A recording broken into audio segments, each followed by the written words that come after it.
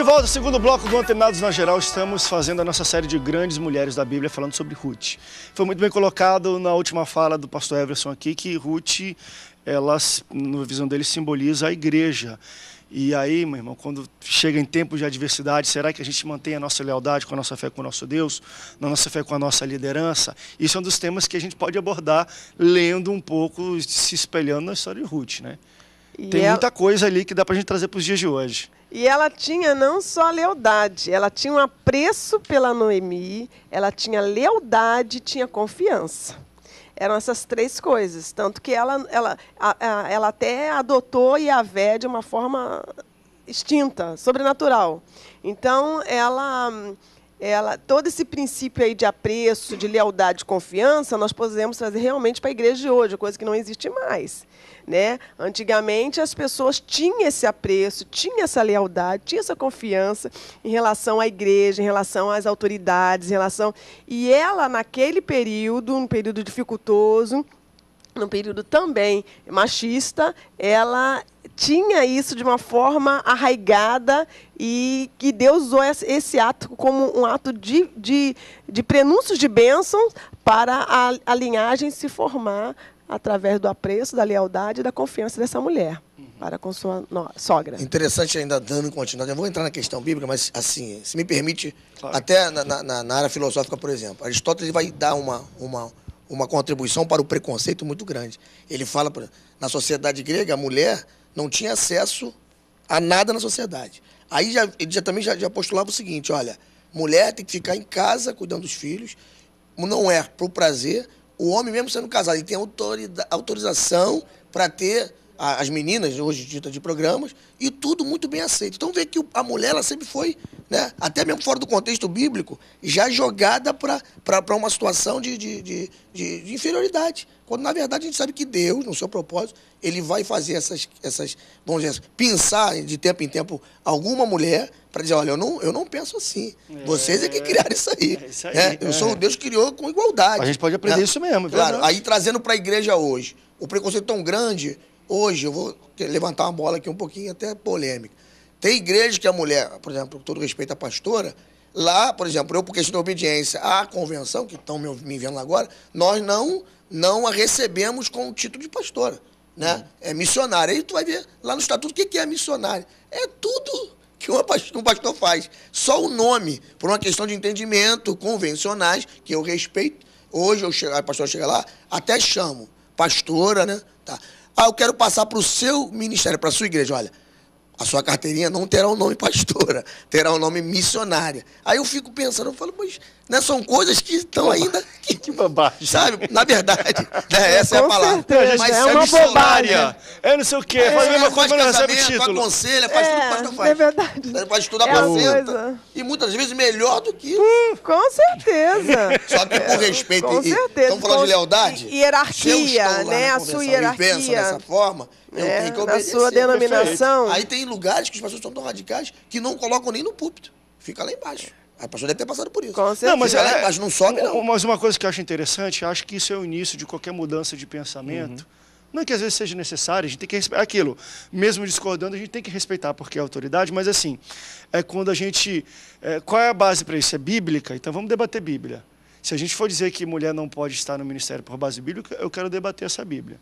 Porque aí vão levar o apóstolo Paulo, a gente vai levantar questões culturais. Aí vai para o Antigo Testamento, que aí já tem algumas leis mais estritas, mas aí também... Deixa eu pegar o que era um sacerdote no Antigo Testamento. Nenhum pastor de hoje se encaixa nele. E também mulher Vamos que predominava na circuncisão. liderança, né, André? Então, assim, mulher que qual é o parâmetro para a gente aceitar ou deixar de aceitar? Se a gente disser assim, bem, é cultural, aí eu respeito. A convenção faz isso por arquitetura. Perfeito. Agora, se é na Bíblia, vamos debater isso aqui numa assembleia. Se nós analisarmos, o timbre de liderança de Débora era algo que... Não que ela passava por cima da autoridade dos homens, mas os homens respeitavam ela. Ela tinha uma liderança fenomenal, porque Deus tinha um propósito específico naquela situação, na história que ele deixou. E só levantando uma coisa muito questão... Saindo um pouco de Ruth falando de Débora. Débora, antes de Deus levantar ela como uma juíza, né, ou um juiz de Israel, porque o juiz naquele tempo tinha um viés mais político E era mais de para batalha. homem, e era mais para Mas, por homem, exemplo, juiz. Débora já era uma liderança espiritual. Com As pessoas certeza. vinham a ela para se consultar, para o seu, como se fosse uma pastora da época. Isso. Você falou, bem, já que todo mundo reconhece em você a liderança, deixa eu pegar e pensar como juiz. E isso é muito interessante. Ela não se tornou o que ela era depois de Deus escolher ela. Ela já era e tinha reconhecimento. O que também a gente tem que trazer para os dias de hoje. Tem reconhecimento? Tem que começar pelo reconhecimento também. Título não dá reconhecimento para as mulheres. Eu acho que isso é uma batalha muito bonita, que as mulheres, muitas não têm o título, mas já têm o reconhecimento, mas Deus vai... E se nós analisarmos também, missionária, porque antes de ser pastor, eu fui missionária há 12 anos. Missionária é algo bem diferenciado dentro da visão apostólica, entendeu? Em relação ao pastor. Perfeito. Então, quer dizer, ela está assumindo todos os termos pastorais, entendeu? Mas ela não pode receber o nome de pastora, ela tem que ser missionária. Só que missionária na esfera bíblica não tem nada a ver com atos pastorais. Eita Deus. Então, quer dizer, então você vê que realmente é puro preconceito. Tanto que um dia eu escrevi um material sobre mulheres que mudaram a história de um povo. Por causa de um pastor que entrou em contato comigo e falou, pastora, vamos participar de um debate denominacional de uma denominação Y e queremos a senhora nesse debate. Quando eu cheguei nesse debate, era sobre o Ministério Pastoral Feminino. Deus. E eu levei o material Mulheres que Mudaram a História de um Povo.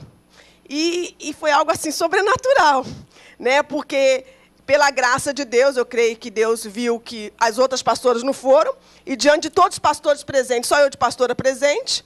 Então, ele falou assim, deixa eu honrar minha filha aqui para poder ela não ficar na berlinda, né? E Deus foi grandemente misericordioso, e eu fui uma das que levei material. E o material que eu levei para a glória do Senhor Jesus foi um material abençoador. Mulheres que mudaram a história de um povo. Então, se Deus usou essas mulheres grandemente com um posicionamento de liderança fenomenal, por que Deus não faria isso nos dias de hoje? Né? Tanto que estamos entrando na linha da vida de Ruth, para mostrar também o ato sobrenatural de Deus em querer fazer da vida dessa mulher um ápice na vida em relação a toda a linhagem até Cristo. Entendeu? Então, eu creio que Deus é tremendo, e Deus, ele jamais se sobrepõe ao jugo, né, do homem em relação quando ele quer fazer na vida de uma mulher, ou na vida de um homem, ou na vida de uma criança. Mas sabe, uma coisa que eu vejo muito bonita, e passar a palavra para o pastor Everson, é que quando Deus também levanta essas mulheres e dá sabedoria sobrenatural para elas, numa posição de talvez às vezes de destaque, eu vejo isso com Ruth, vejo isso com Esther, muito forte. Ela usa isso não para eu sou a líder e Deus me levantou e acabou. Mas na grande parte, na maioria das vezes, na verdade, essas mulheres se colocam em lugar de submissão. É impressionante. E é assim que elas ganham espaço. Muito. Esther foi isso. Talvez Deus levantou rainha, mas ela se... Eu vejo até em Débora nisso também, né? No companheiro, no general de guerra. Ela nunca quis sobrepor a palavra dele. É ele que... Ela meio que, olha, faz isso, mas vai lá dar a palavra...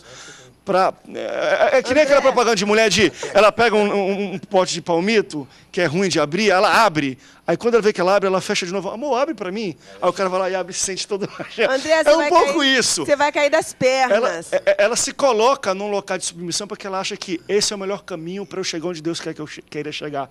Você entende isso, pastor Everson? Que é bem por aí.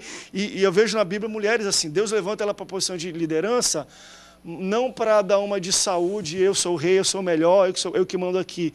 Na maioria das vezes elas se colocam em lugar de submissão porque entendem que é por ali que Deus quer trabalhar na vida delas. Eu acredito que a mulher ela já tem esse coração um pouco diferenciado do homem de se colocar no lugar do outro, né?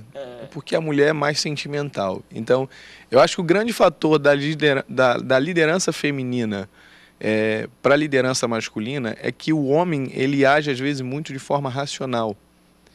E às vezes, como líderes, precisa um pouco de sentimento também.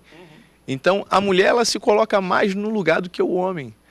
A mulher ela consegue sentir, às vezes, a necessidade. Empatia. E quando a gente faz a análise das mulheres que lideraram na Bíblia, a gente vê que elas olham para o povo e não olham para um sistema de regras. Né? O homem, às vezes, ele é tão racional que ele quer olhar para o que é regra. Não, é regra, Tá escrito. e aí que a gente entra nessas diversas discussões sobre igreja, sobre ministério feminino, porque não é regra. Mas por que é regra? A Bíblia diz, como você falou, a Bíblia está falando sobre isso? Não, mas é uma regra que a gente adotou, porque... E acabou. Porque Deus é Deus, é taxativo e não há margem para discussão quando um homem determina alguma coisa. Regra, Então, assim, eu penso que, como a gente está falando de Ruth, né? Esse espelho da Ruth precisa ser o espelho da igreja, do pensamento da igreja para o nosso século. Era para ser desde a sua constituição, mas a gente precisa entender também que a igreja foi constituída de fato a partir de Jesus. Então, quando a gente olha para a estrutura religiosa, por exemplo, de Israel, ela é uma estrutura religiosa, mas ela também tem as leis que regem a nação em si num todo. Quando a gente vem para o Brasil, a gente acaba, né, caindo num erro de exercer uma liderança com base na estrutura religiosa de Israel, que é um erro, que também era parte da cultura deles. Nós temos uma cultura totalmente distinta. Diferenciada. E nós, o que dificulta o nosso entendimento hoje, até na questão da inserção das mulheres, não é a nossa cultura, porque a nossa cultura já inseriu. Você vê, nós temos presidente.